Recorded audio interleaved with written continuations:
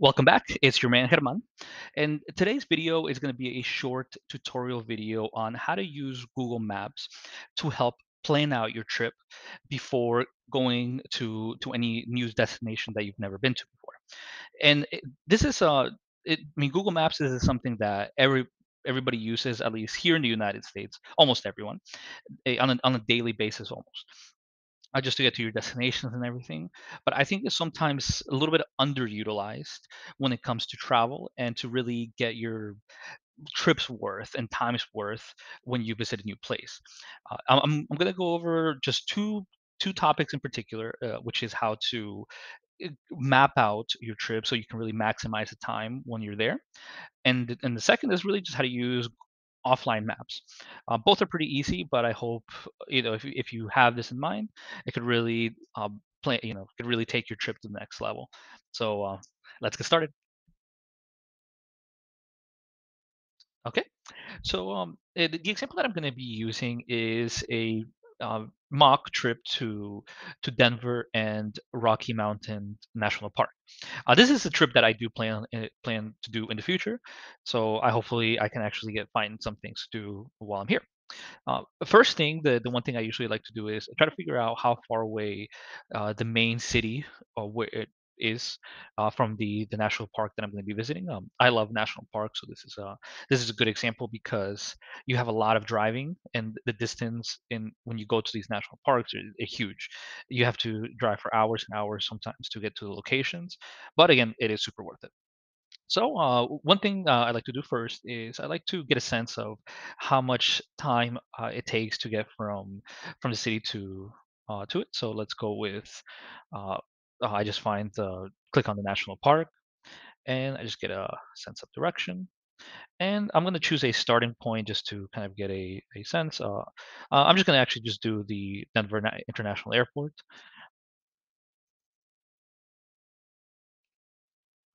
and see how far it is away from by car. Overall, that's not bad. Less than 2 hours. A lot of the places that I've been to, it takes so much longer, but this is just an approximate, uh, not just distance, but time it takes. You may have to deal with traffic when you're there, but at least this tells me that it's between hour and a half to 2 hours to get there. And so, what the first things I'll usually try to do is, if I want to try to find locations within the national park, this is where Google Map, I think, comes in super handy.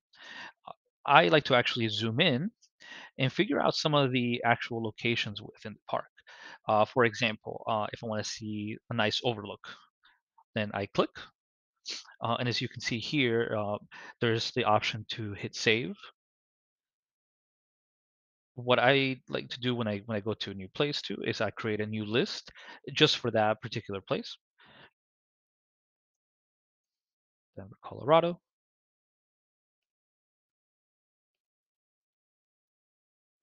And now I have a new list that I can save locations that I selected to save in.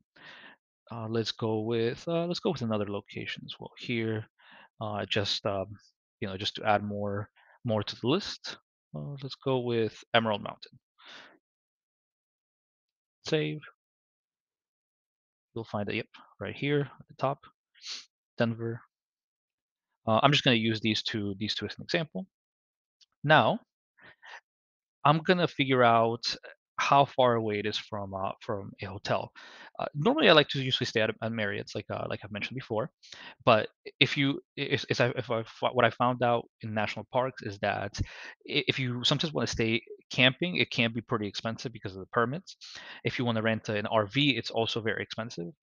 So I just usually tend to just stay outside of a national park in a nicer hotel with a good shower. I think that right there is almost worth the hour and a half drive back and uh, from to and outside the park. So I already took the liberty of looking up Rocky Mountains National Park in Colorado here for to find Marriott hotels that are closest to the park. That's my favorite hotel chain.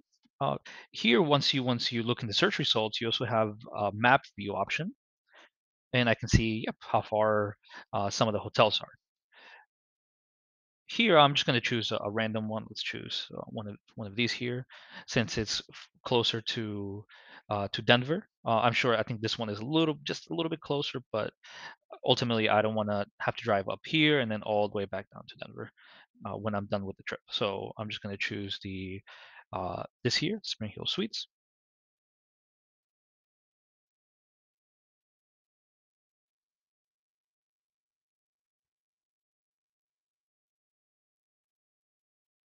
Once it opens up,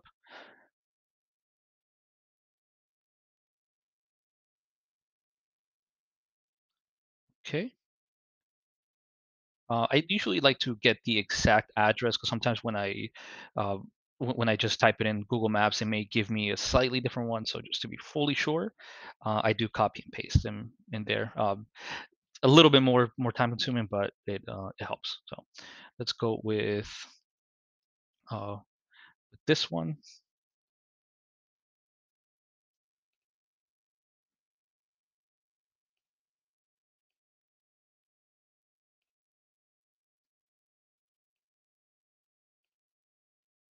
Okay.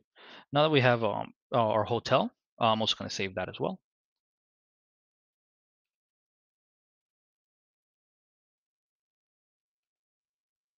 Okay. This right here, it gives me the option to also more easily find all my locations on the map.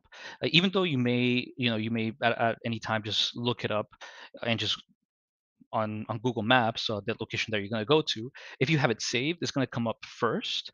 Then if you just start try to type it randomly, there is actually also an advantage to using these lists that you create to save all your locations because they'll actually show up when you have offline maps and offline maps, which I'm going to talk about afterwards.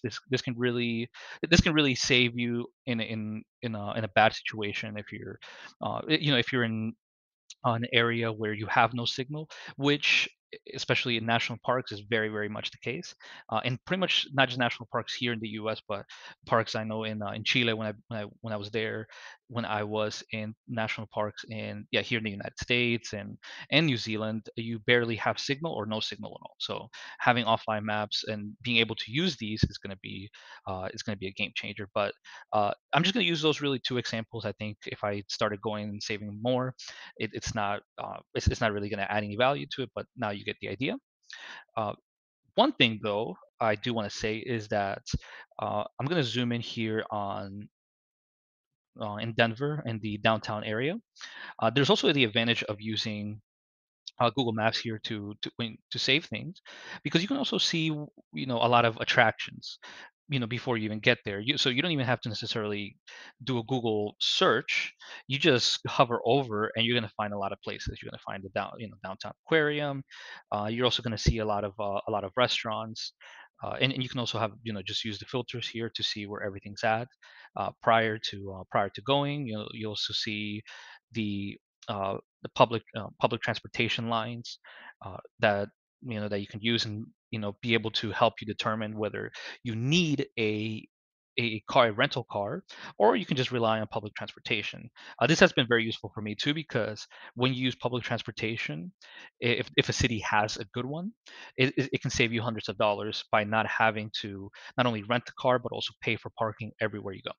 So I think that's actually a really useful thing to do. And same thing when if you just hover over and see a place that, oh, this place looks good, I'm just gonna choose Cheesecake Factory. You can just go ahead and add it. So it's just a very very nice, simple, easy to use tool. Okay, here we're going to transition over to my phone, and I'm going to show you real quick how to do offline maps. First thing is really just click on your profile on the top right. Go to offline maps, go to select your own map, and here you can select multiple areas to save. There is a size limit, but for the most part, I mean, I think you'll be fine as just for one trip. But you can always save multiple offline map. So I'm going to choose maybe this location where it covers the Rocky Mountain National Park and as well as Denver. So I'm just going to zoom out a little bit, and then I'm going to hit download.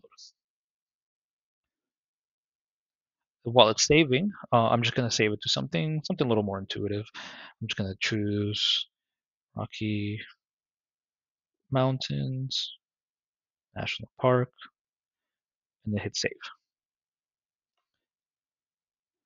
And while that is saving in the background, you can continue looking through and choosing different locations and all that, and planning your route so you can really maximize your time and figure out how long it's going to take to get to each place.